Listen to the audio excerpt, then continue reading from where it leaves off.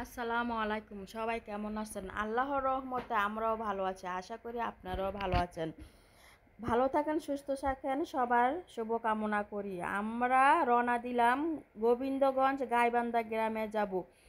আমরা আমরা হোমনা থেকে রওনা দিছি। হোমনা থেকে আমরা সিএনজি দিয়ে গরিপুর আসলাম। গরিপুর থেকে আমরা এসি বাসে উঠলাম।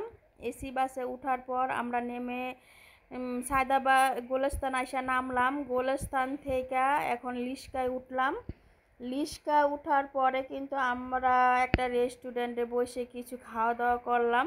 খাওয়া দাওয়া করার পর আমরা চলে যাচ্ছি রিস্কায় উঠে আবার গাবতলী বাজারে। গাবতলী বাস স্ট্যান্ড গিয়ে কিন্তু আমরা এসি বাসে উঠলাম। সেখানে হানিফ বাস রাত্রের 11টার দিকে সেখান থেকে বাস ছাড়ে। আমরা জিজ্ঞেস করেছিলাম, জিজ্ঞেস করার পর বলল রাত্রের 11টার সময় সেখান থেকে বাস ছাড়ে, এসি বাস গোবিন্দগঞ্জে যাওয়ার জন্য।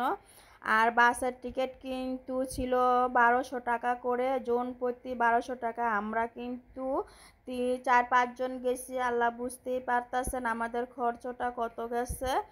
আর আমরা চলে আসলাম রাতের বেলায় সেখানে। আর এখানে কিন্তু সারা রাত জাঞ্জি করার পর আমাদেরকে ট্রামিলে নামাইছে। ট্রামিলে নামানোর পর কিন্তু যার যার ভাবে বলতেছে আপনাদের মুখ হাত ধোয়া লাগলে ধুয়ে নেন, আর যদি কিছু খিদা লাগে তাহলে খেয়ে নিতে পারেন, এখানে রেস্টুরেন্ট আছে। আর অনেক বাস এখানে কিন্তু নামাইছে, চারিদিকে অনেক বাস নামাইছে। আমরা রেস্টুরেন্টে অনেক পরে গেছি। যাওয়ার পর কিন্তু এখানে আবদুল্লাহ সারা রাত জাঞ্জি করে কিন্তু তার অবস্থা একদম সিরিয়াস। আর আমরা বড় মানুষ, আমাদেরই অনেক কষ্ট হয়েছে। আমি তো সারা রাত বমি করতে করতে আমার জীবন শেষ। এখানে কিন্তু আমরা খাবার পাই নাই, কারণ অনেক মানুষ এখানে এসেছিল।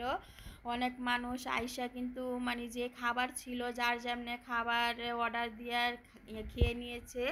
আমরা পরে ঢোকার কারণে কিন্তু পরে অর্ডার দেওয়া পাই নাই, বলছে সময় লাগবে, আপনাদেরকে তৈরি করে দিতে হবে।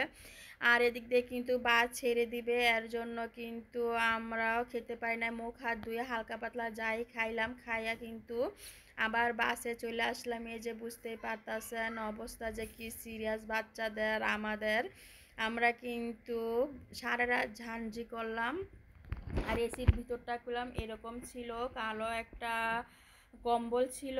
আর এইরকম সুন্দর সিট ছিল বিমানের মতো, আসলে অনেক আরামদায়ক ছিল সিটগুলা। আর যারা মানে বাসে উঠতে পারেন না, বমি করেন ভাব, অস্বস্তি ভাব, তারা কিন্তু আসলে অনেক কষ্টকর তাদের জন্য, যেরকম আমার কিন্তু অনেক কষ্ট হয়েছে। আর আমরা সময় শেষ উঠে গেলাম। উঠে গিয়ে যার যার ভাবে কিন্তু এইভাবে যার যার সিট নিয়ে বসে পড়লাম। এটা কিন্তু বাসের ভিতর দিয়ে এরকম সুন্দর ব্যবস্থা। আর যার যার সিটে বসে কিন্তু সবাই ঘুমিয়ে পড়ছে, বড় মানুষালা যেমন, ছোট মানুষগুলোর কিন্তু অনেক কষ্ট হয়ে যায় এরকম রং জাঞ্জি করলে। আমরা রং জাঞ্জি করে বুঝতে পারলাম। আর রাহাত ভাইয়ের কাছে গিয়েছিলাম, আমার পেজটার কিন্তু একটু সমস্যা দেখা দিচ্ছে, মনিটেশনটা চলে গেছে। সেখানে কিন্তু আমি গিয়েছিলাম রাহাত ভাইয়ের কাছে পেজটা দেখানোর জন্য, কিন্তু আমার কোনো কাজও হয় না। আমার 15-20 হাজার টাকা কিন্তু খরচ গেছে। খরচ যাওয়ার পরও আমার পেজটা ঠিক করতে পারলাম না। রাহাত ভাই কিন্তু ঠিক করতে পারে না। রাহাত ভাই শুধু পারে মানে মনিটেশন, মানে ব্যাংকের অ্যাকাউন্টটা সেট করতে, এছাড়া আর কোনো কিছুই পারে না, আমি যেটুকু ধারণা বুঝলাম। আর এখানে কিন্তু আমরা গোবিন্দগঞ্জ নাইমা সিএনজি অটো রিক্সার মধ্যে উঠে পড়লাম। আর সেখানকার গ্রামে কিন্তু অনেক গরিব এলাকা, আর সেখানে কিন্তু মানে অনেক জমিন, শুধু জমিন, বড় বড় জমিন। এখানকার মানুষ হয়তো ধান চাষ করে বেশি, যেরকম ধারণা আমরা বুঝলাম। আর কাঠ গাছগুলা কিন্তু খুব সুন্দরভাবে মানে রাস্তার ধার দিয়ে লাগাইয়া রাখছে, খুবই ভালো লাগতেছে। আর এখানে কিন্তু মাটির ঘর দেখা যায়।